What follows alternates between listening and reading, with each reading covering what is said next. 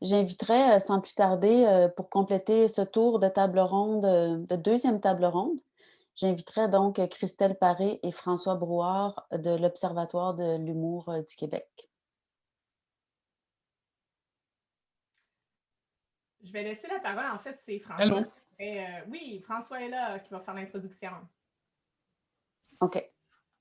Bonjour. Avec le groupe de recherche sur l'industrie de l'humour, en fait, on a produit en fait une douzaine de notes de recherche qui à la fois en fait portaient spécifiquement sur l'industrie de l'humour, mais qui portaient aussi sur le domaine des arts, par exemple au niveau de la capacité des salles de spectacle, par exemple, savoir si on respecte les mesures sanitaires, combien il rentre de personnes en fait dans une salle ou combien on peut rentrer en fait dans une salle de différentes grandeurs. Donc, au niveau des... évidemment, la crise a affecté plus particulièrement les mesures de santé publique ont eu un effet en fait important au niveau de la fermeture en fait des salles de spectacle, au niveau de la fermeture aussi des bars et des soirées d'humour. Donc, beaucoup, sinon la totalité des soirées d'humour ont été complètement effacées de la carte, revenant dans certains cas en fait, là, à la fois au niveau des salles de spectacle et au niveau des soirées, je dirais très, très, très sporadiquement, je dirais pour à peu près dire pas du tout, mais quelques-unes où il était, en fait, là, je dirais, remise à l'horaire, mais qui étaient finalement annulées par après. Donc, il y a eu aussi, en fait, le report ou l'annulation, en fait, des festivals, en fait, qui sont des festivals, en fait, établis. On pense à Juste pour rire, on pense au Comédia à Québec, le Grand Montréal Comique et en fait d'autres en fait, festivals comme Dr Mobilo Aquafest et ceux en fait là, en région comme à Gatineau ou en Abitibi.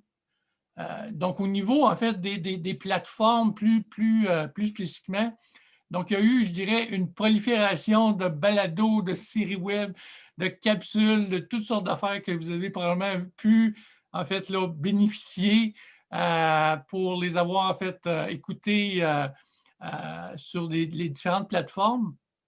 Il y a même eu, en fait, au dernier gala des Oliviers, il y a eu une catégorie, en fait, un Olivier spécial pour l'Olivier COVID qui a été remporté par Mathieu Dufour.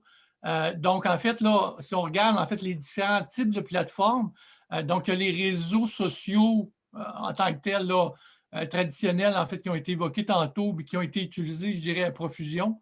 Il y a effectivement les techniques, en fait, là, ou les modalités, en fait, de vidéoconférence déjà existantes comme Zoom. Il y a également, en fait, des nouveautés, en fait, qui ont été présentées, pas nécessairement uniquement pour l'humour. Certaines, en fait, ont été utilisées aussi pour d'autres, entre autres la musique.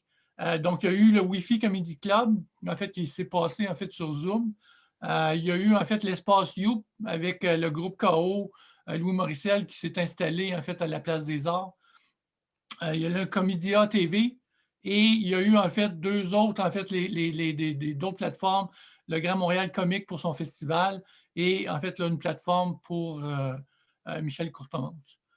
Donc, évidemment, le problème particulier de ça étant, en fait, s'intéressant à l'industrie de l'humour. Donc, évidemment, le problème, c'est que c'est le fun d'avoir du contenu, mais il est important que les artistes vivent, en fait, de leur contenu et de leur travail. Donc, il y a toute la question de monétisation, en fait, qui est en question. Et c'est donc là, en fait, que un des grands problèmes, en fait, se situe. Sur ça, je vais passer la parole à Christelle.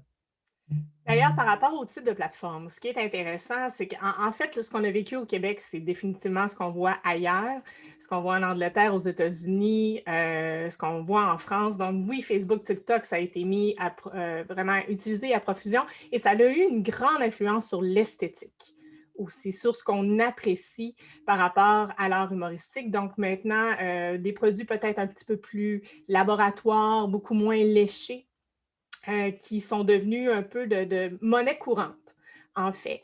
Donc, ce qui était esthétiquement dévalué auparavant est devenu vraiment dans le courant le plus grand.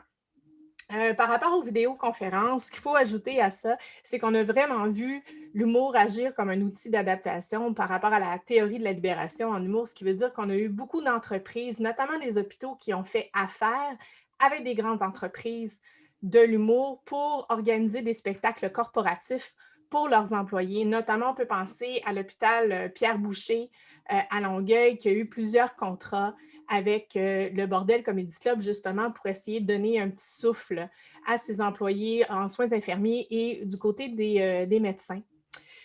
Au niveau des nouvelles plateformes, là, ce qui va être intéressant de voir, c'est est-ce qu'elles vont rester dans le temps? Est-ce qu'elles vont s'enraciner? Et c'est là qu'on a un comparatif avec la plateforme britannique qui est Nexup, qui est une plateforme un peu de type Netflix, qui est seulement en ligne et qui est là depuis 2007 déjà, mais dont la popularité a explosé au cours de la dernière année. On comprendra pourquoi. Donc, on a vu justement quelque chose comme Comédia ou même comme ATV qui essaie de ressembler à ça. Au niveau de la pratique artistique, c'est sûr que ça donne un certain salaire un peu plus stable aux artistes, mais bien entendu, il y a toujours ça qui manque, cette façon-là d'être rémunéré pour son art. Donc, on a vu certaines initiatives comme le Wi-Fi Comedy Club y aller avec une billetterie, d'autres encore passer le chapeau. On l'a vu beaucoup avec certains podcasts d'humoristes. Encore une fois, quand on dit oui, mais peut-être qu'il y a beaucoup d'humour au Québec, les artistes ne sont pas à plaindre, c'est sûr que les artistes qui sont en haut de la hiérarchie ont été extrêmement demandés par les médias de masse pour des entrevues à la télévision, pour toutes sortes de projets. Eux ont travaillé. Mais c'est vraiment toute la relève qui a été vraiment impactée par la COVID, notamment la relève qui ne faisait que du stand-up. Parce que le stand-up demande ce processus de co-création avec le public. C'est là qu'on voit l'aspect médiation de contact qui vraiment était perdu parce qu'on crée un numéro en fonction de la réponse du public. Donc ça a très mal été traduit sur le numérique alors que le personnage, l'absurde, les séries web ont vraiment eu le gros du chapeau.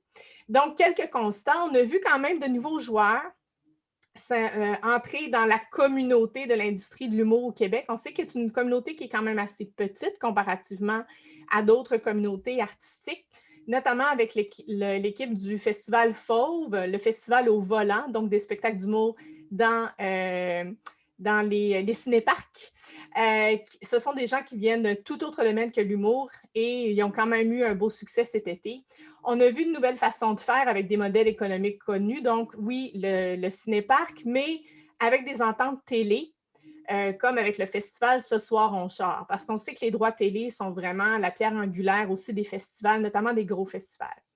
Donc, est-ce que le virage numérique est là pour rester? Donc, très rapidement, on croit que oui. Quand on regarde ce qui se passe avec le festival AHA, juste pour rire, quand on regarde avec Leicester Comedy Festival, avec Melbourne en Australie, sont dans vraiment les plus grands qu'on voit. Melbourne, présentement, on sait que la situation sanitaire est un peu meilleure.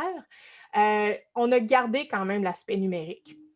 Parce que justement, on s'est rendu compte qu'on allait rejoindre des publics qui avant ne pouvaient pas se déplacer dans la ville lors des festivités, mais qui peuvent suivre quand même les activités en ligne. Donc, on veut garder ce lien-là avec les nouveaux publics.